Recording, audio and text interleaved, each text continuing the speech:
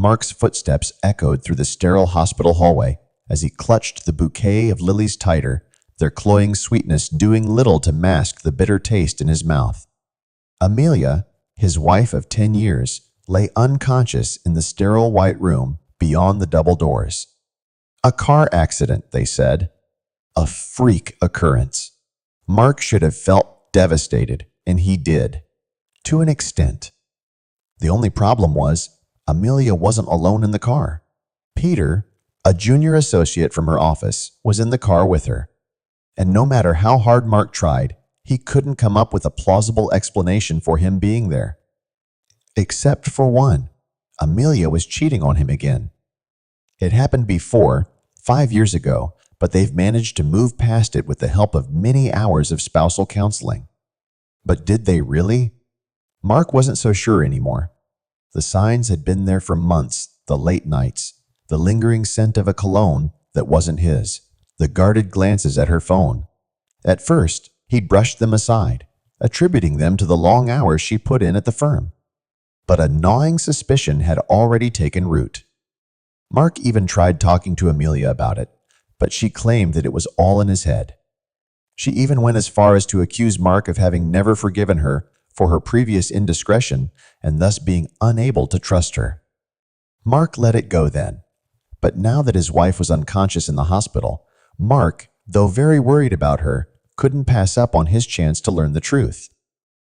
When the nurse handed him Amelia's belongings, he immediately reached for her phone. Having taken a deep breath, Mark unlocked it and went through Amelia's messages. He got all the confirmation he needed and much more. Even though deep down he already knew what was going on, seeing their texts and pictures made Mark want to kill somebody. He felt betrayed, but even more than that, he felt angry. Fool me once. Mark's heart was pounding in his chest. His thoughts were a mess. He wanted revenge, but he was still worried about his wife and didn't want her to die. Juggling those rather conflicting emotions was very draining. The doctor finally came to see Mark and told him that Amelia was expected to make a full recovery. She did suffer some serious injuries and had to have surgery, but she was in the clear. Peter's life, on the other hand, was hanging by a thread. Mark wasn't a bad person, but he didn't exactly feel sorry for Peter either. He couldn't help but think that karma had caught up to him. There were so many single women in the world. Why did he have to go for a married one? Be that as it may, Mark still needed to decide what to do about Amelia. He knew he couldn't just leave her alone in the hospital. He wasn't that kind of a man. Moreover, Amelia didn't have any other family. Her parents had died in a car accident a long time ago, and she didn't have any siblings. So, Mark decided to see her through recovery, all the while coming up with his revenge plan. He was confident that there was no future for them, and he also knew that he needed Amelia to pay for what she did to him. The first thing he did was hire a lawyer. Since they didn't have a prenup, he needed to make sure that Amelia's affair was properly documented, as he was sure it would play in his favor during the division of assets. Next, he packed all of Amelia's things. He just threw everything into boxes and lined them up in the hallway. He didn't know where she would go, but he knew he wouldn't let her stay in their home. Meanwhile, Amelia still hadn't regained consciousness, and her doctors started worrying that something else might be wrong. They ordered additional tests, but they didn't reveal any new issues, so they told Mark they had to continue waiting patiently. A week later, Amelia woke up. Mark was in the room at the time. He was desperately trying to decide whether to tell her everything right away or wait until she got discharged from the hospital, but fate took that decision out of his hands. "Hello, where am I and who are you?" Amelia asked, looking straight at Mark. The man was shocked. He explained that Amelia was in a car accident and that he was her husband, but the confused and somewhat terrified look on her face testified to the fact that Amelia had no memory, neither of the accident nor of Mark himself. Mark called for the doctors. Apparently, his wife was suffering from a temporary memory loss, which was brought about by the accident and surgery. This caught Mark off guard. This was one thing he truly didn't expect to happen. Now he had to adjust his plans and expectations and make a whole lot of new decisions. He took pause to figure things out. Mark knew that he could simply walk away. He had every right to do that, but he realized he wouldn't be able to live with himself if he did. Thus, he made the decision to see Amelia through recovery and then leave her.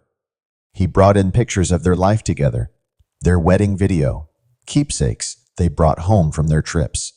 He did everything in his power to jog her memory. One day, 3 long weeks later, Mark went into Amelia's hospital room and she remembered everything. Mark didn't even have to say or ask anything. Amelia immediately started apologizing and begging for forgiveness. "I'm so sorry, honey. I am so sorry. Please forgive me. Please, I'm begging you. I know I've said this before, but I promise I will never cheat on you again. I've realized now how much I love you, and I simply cannot live without you. I'm glad you're okay, but we're done. There is nothing you can say or do that will make me give you another chance. I forgave you once already. I learned to trust you again. I won't make the same mistake now. Your things are already packed, and I already filed for divorce. I was only waiting for you to get better, so you'd be able to figure out your way in life on your own. I did that in honor of those few years that we were actually happy together, and you were faithful." There was no changing Mark's mind. He felt that he'd fulfilled his obligation to his wife, and now he was free to move on with his life. "Mark, please don't do this. Goodbye, Amelia. I spoke to your doctors. You will be discharged today. I'll stay in a hotel tonight to give you time to move out," Mark was adamant. "Oh, and one last thing. I forwarded some of your texts and pictures with Peter to your boss. As far as I remember, your firm has a very strict policy about workplace relationships. So yeah, good luck with that." Amelia got discharged and had to take a cab home. Mark was divorcing her. Peter was dead. She didn't really have any friends she could count on. And she wasn't even sure if she was still going to have a job after everything that happened. She didn't know what to do. Her life was ruined, and it was all her fault. Now she had to find an apartment, move, potentially look for a new job, and most importantly, learn to live her life all alone. Meanwhile, Mark called his lawyer to let him know that Amelia finally got her memory back and they could proceed with the divorce. Deep down, he still felt a little sorry for her, but he felt more angry and betrayed, and believed that she deserved what she got and didn't have anyone to blame for it but herself. Mark knew that he had to look out for himself and move on into a brighter future without lies and betrayal.